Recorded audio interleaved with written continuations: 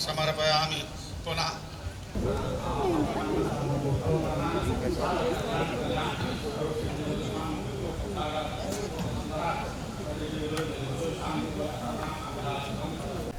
गणपति बप्पा मौर्य के जयकारों के साथ मंदिर के पंडाल गूंज रहे हैं, क्योंकि बप्पा का आगमन हो गया है। और राजधानी लखनऊ की जो तस्वीरें होती हैं हर बार आकर्षण का केंद्र होती हैं। देश भर में गणेश उत्सव बड़े धूमधाम के साथ मनाया जाता है। साल भर लोग इंतजार करते हैं कि गणेश उत्सव आएंगे, हम अपने घरों में, ऑफिसों में और अपने कॉलोनियों में बप्पा को विराजित करेंगे। और लखनऊ के अलग अलग पंडालों में बड़े बड़े पंडाल बनाए जाते हैं और अलग अलग थीम के साथ बनाए जाते हैं। इस वक्त की तस्वीरें हम आपको दिखाएंगे पेपर मिल कॉलोनी से। जो अक्षत समिति है वो हर साल अलग अलग थीम के साथ ही पंडाल को सजवाती है और वहां पर बप्पा को विराजित करती है। इस बार शिवलिंग आकार बनाया गया है और देखिए बप्पा कितने खूबसूरत नजर आ रहे हैं। और उनका चोला भी जो है भोलेनाथ का दिया गया है, क्योंकि जो महाकाल है उनके पुत्र हैं और उन्हीं का आकार दिया गया है। हम बात करते हैं पंडित जी से। पंडित जी, शुरू हो गया है, इनका आगमन हो गया है, क्योंकि विघ्नहर्ता है हमारे। क्या कहेंगे, कैसी तैयारी, कैसी पूजा चल रही है? पूजा बहुत अच्छी चल रही है, तैयारी बहुत अच्छे प्रकार से की गई है। हाँ। अच्छा समिति ने बहुत कुछ किया है। पंडाल भी सजाया गया है। हाँ। मूर्ति भी अच्छी बनाई गई है। बिल्कुल। और क्या कहेंगे इस बार लोगों के लिए, जिस तरीके से बप्पा का आगमन हुआ है और लोग बहुत बेसब्री से इनका हाँ, इंतजार कर रहे हैं। बता दीजिए, विधि विधान बता दीजिए लोगों को। इससे गणेश जी की पूजा मूर्ति स्थापित की जाती है, उनका स्नान, पूजन, भोग, आरती, अनेक प्रकार के भोग उन्हें लगाए जाते हैं। मोदक उन्हें ज़्यादा प्रिय हैं, इसलिए जो है गणपति बप्पा जी का भोग। बहुत सारे पंडित जी, बहुत सारे लोग हैं जो अपने घरों में बप्पा को विराजित किए हैं, ऑफिसों में विराजित किए हैं, लेकिन कई बार कुछ ना कुछ उनसे गलतियां भी हो जाती शायद पूजा वर्जा करने में। तो उनके लिए क्या कुछ विधि है, थोड़ा बता दीजिए। उसके लिए जो है क्षमा प्रार्थना, बाकी जो भाव भक्ति से जो भी आप अर्पण करेंगे बप्पा उन्हें स्वीकार करेंगे। हम सभी बच्चे हैं, त्रुटियों को क्षमा करते हैं, इसलिए उनका ध्यान कीजिए। गणपति बप्पा मोरया। बिल्कुल। तो हम यहाँ पर और लोगों से भी बात कर लेते हैं, क्योंकि बेसब्री से इस दिन का इंतज़ार करते हैं। और 10 दिन जो होते हैं वो पूरा माहौल भक्तिमय होता है। हम बात करते हैं धीरे धीरे।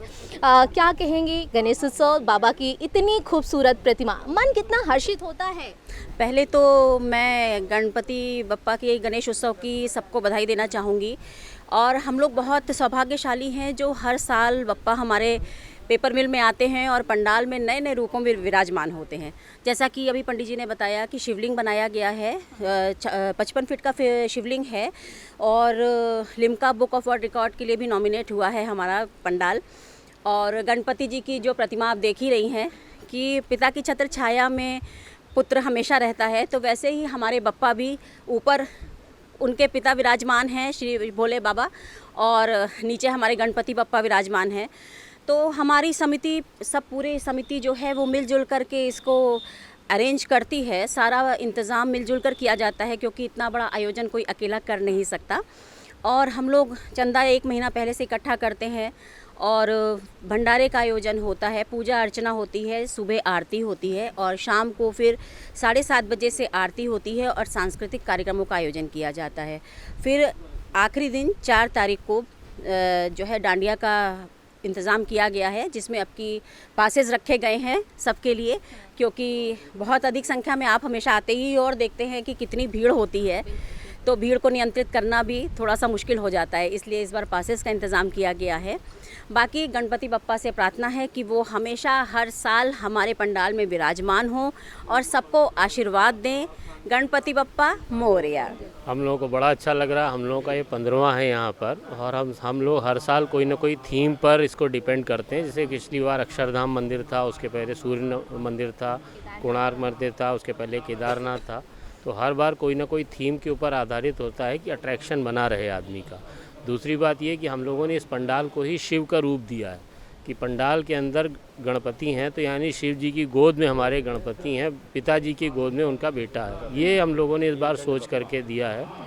और आपने जिस तरह का देखा होगा कि बप्पा की मूर्ति में शिव जी की आकृति भी झलक रही है इस बार। तो हम लोगों का यही होता है कि खाते कमाते तो सब लोग अपने घर में हैं, एक पॉजिटिव ऑरा रहे, पॉजिटिव वेव्स रहें, मोहल्ले में सुख शांति रहे, उसी के हिसाब से हम लोग जो है वो कोशिश ये करते हैं कि वैसे हम लोग सारे फंक्शंस मनाते हैं जो भी इंडियन कल्चर में होते हैं, जैसे होली है, दिवाली है और 26 जनवरी है, 15 अगस्त है, सभी हम लोग करते हैं। लेकिन हम लोगों का जो ये मेन फंक्शन जो होता है, मेन जो हम लोगों का आध्यात्मिक उत्सव होता है, वो गणेश जी का यही गणेश चतुर्थी होती है। तो देखिए यहाँ पर सभी लोग हैं, पूजा आराधना विधि विधान से हर दिन की जाती है, सुबह से लेकर शाम को भी दोनों टाइम की जाती है। देखिए सभी लोग आते हैं, एक सजने संवरने का मौका भी मिलता है। आप लोग बहुत एक्साइटेड रहती कि आज शाम को ये पहनेंगे, सुबह ये पहनेंगे, कैसा लगता है? बहुत अच्छा लगता है कि इसी बहाने सभी लोगों को यहाँ आने का मौका मिलता है। बहुत अच्छा लगता है।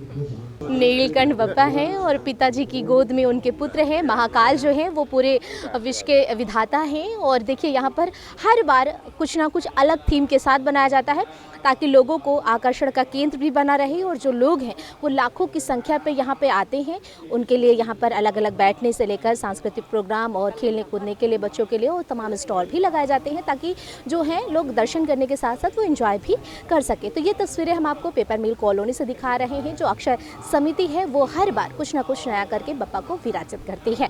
आशु के साथ मैं सोनिया सिंह मशहूर, लखनऊ।